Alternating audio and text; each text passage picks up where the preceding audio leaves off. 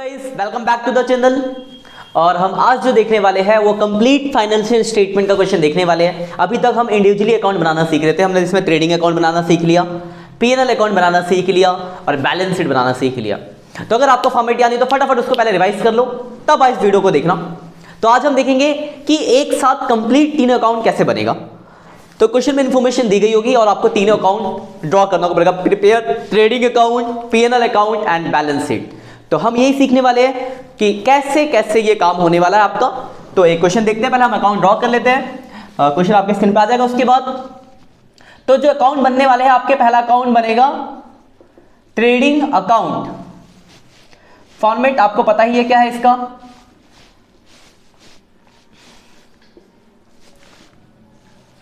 Particular amount, particular amount. दूसरा जो account बनेगा आपका वो बनेगा प्रॉफिट एंड लॉस अकाउंट, और इसका भी आपको फॉर्मेट में लिख देते हैं हम यहां,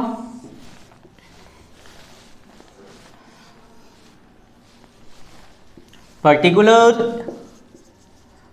अमाउंट, पर्टिकुलर अमाउंट। और जो थर्ड आपका बनेगा वो बनेगी आपकी बैलेंस शीट,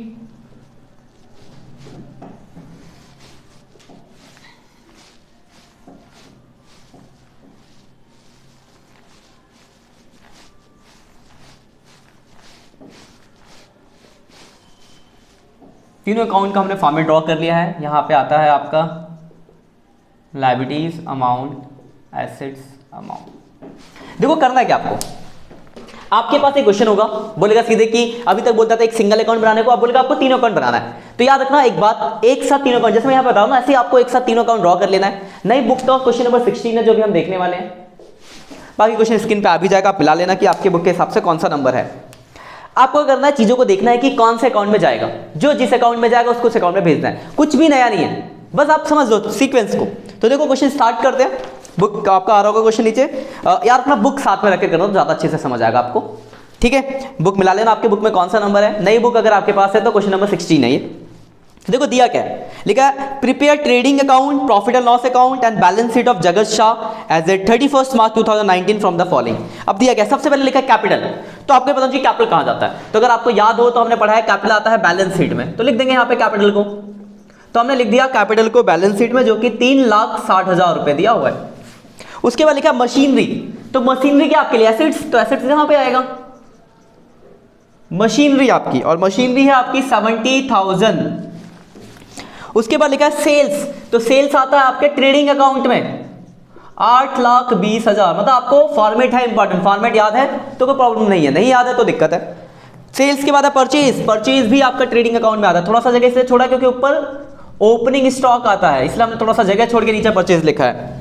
उसके बाद है सेल्स रिटर्न, तो sales return is deducted from sales, और सेल्स रिटर्न का अकाउंट नाम था रिटर्न इनवर्ड, तो वो भी लिखा हो सकता है, ठीक है। उसके बाद है ओपनिंग स्टॉक, तो opening stock on top of trading account, trading account में आता है ओपनिंग स्टॉक, तो हमने यहां लिख दिया ओपनिंग स्टॉक। उसके बाद है ड्राइंग, तो अगर आपको याद हो तो drawing is deducted from the capital, capital से माइनस कर लिया जाएगा ड्राइंग, और ड्राइंग का अमाउंट है 40,000 रुपए। उसके बाद है आपका वेजेस, तो wages is a direct expense, that's why show in trading account, तो 1,00,000 रुपए हो गया आपका वेजेस।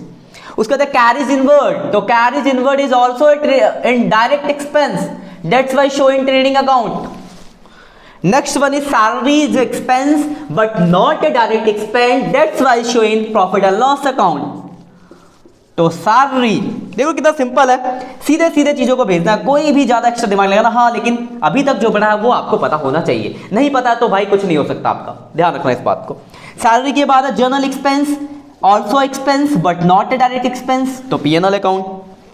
उसके बाद है आपका, देखो बहुत स्मूथली करा रहा हूं मैं चीजों को, तो सीक्वेंस वाइज करोगे तो आपको कोई भी दिक्कत नहीं आने वाली भाई। उसके बाद आपका रेंट, तो rent is also a direct expense, that's why show in trading account. उसके बाद है आपका purchase return is deducted from the purchase, तो यहां से हमने माइनस कर दिया परचेज रिटर्न 5,000, तो 395,000 आ गया। उसके बाद है आपका डेटर, तो डेटर क्या होता है एसेट्स, तो डेटर आएगा आपके एसेट्स में। और डेटर का अमाउंट दे रखा है 3 लाख रुपए। उसके बाद आपका कैश, तो cash is also an assets, that's why showing balance sheet.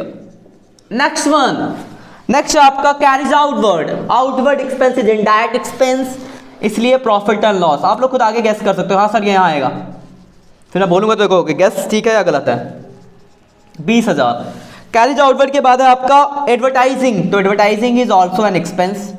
Advertisement जानते हो ना आप, एडवर्टाइजमेंट करना, तो 20,000 ये भी दे रखा है। उसके बाद है क्रेडिटर्स, तो क्रेडिटर्स इज लाइबिलिटीज, तो शो इन लाइबिलिटीज ऑफ मतलब बैलेंस शीट 50,000।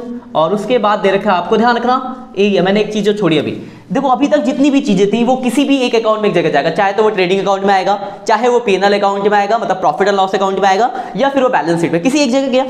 लेकिन एक चीज होती है जिसका नाम है क्लोजिंग स्टॉक, तो क्लोजिंग स्टॉक दो जगह जाता है। यहाँ देखो सबसे एंड पे क्लोजिंग स्टॉक दे रखा है 2 लाख रुपए, तो क्लोजिंग स्टॉक दो जगह कहाँ जाता है अगर आपको याद हो, तो ट्रेडिंग अकाउंट के फॉर्मेट में भी क्लोजिंग स्टॉक आता है, और closing stock is also an assets, तो show in the balance sheet.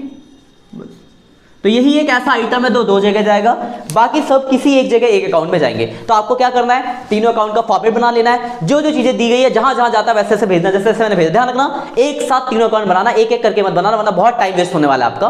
एक ही क्वेश्चन को आपको 3 बार पढ़ना पड़ेगा, तो एक एक साथ ही मतलब एक एक करके नहीं, एक साथ तीनों अकाउंट बनाओ जैसे ये मैंने अभी बनाया आपके पीछे, और एक एक करके चीज को भेजो जो जहां जाता है। और जो आपको नहीं आता हो मुझसे पूछना है कि सर ये क्या चीज और कहां जाएगा, तो यही तो दिक्कत नहीं है। अब आपको टोटलिंग करनी है। देखो एक बात ध्यान समझो, क्या हम इसका टोटल कर सकते हैं? अगर देखो बैलेंस नेट प्रॉफिट गायब है, कैसे कर ले? इसका ग्रॉस प्रॉफिट गायब है, कैसे कर ले? तो सीक्वेंस है भाई, पहले ग्रॉस प्रॉफिट निकालोगे, फिर नेट प्रॉफिट निकालोगे, फिर पोजीशन निकालोगे। तो हम सबसे पहले ट्रेडिंग अकाउंट का टोटल करेंगे। तो ट्रेडिंग का देखो 10,10,000, इधर का अगर हम देखें तो 1 2 6 लाख आ रहा है, तो अगर मैं 10 लाख 10 में 6 लाख हटा दूं तो 4,10,000 बच गया इधर।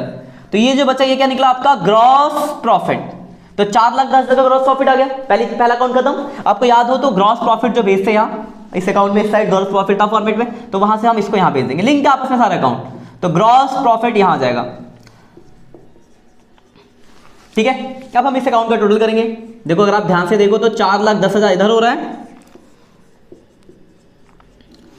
ये देखो 60 80 100 170 170 हो रहा है ये 4,10, तो 4,10 में से अगर मैं 170 घटा दूं तो 4,10 में से 170 घटा 2,40,000 बच गया।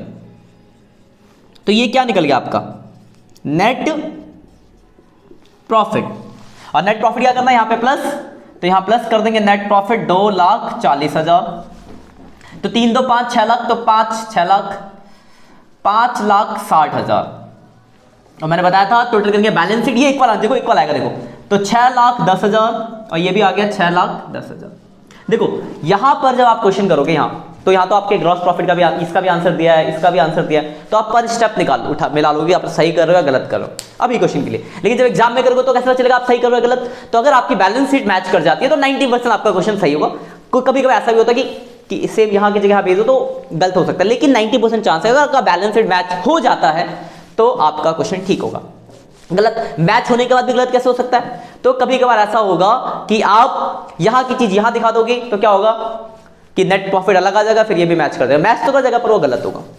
ठीक है, मतलब सेम साइड में अगर ना पढ़ा था हमने कि सेम साइड में अगर मिस्टेक करते हो तो मैच हो जाता है आगे, जैसे कोई एंट्री करना भूल गया तो ट्रायल बैलेंस मैच हो जाता है, तो यहां भी हो जाएगा। लेकिन 90% ऐसा होगा कि अगर आपका बैलेंस शीट ठीक है तो आपका मतलब सही करा होगा आपने, तो यहां से आपको पता चल जाएगा कि आपने ठीक कर रखा है। ठीक है, आज के लिए इतना ही, मिलते हैं नेक्स्ट क्लास।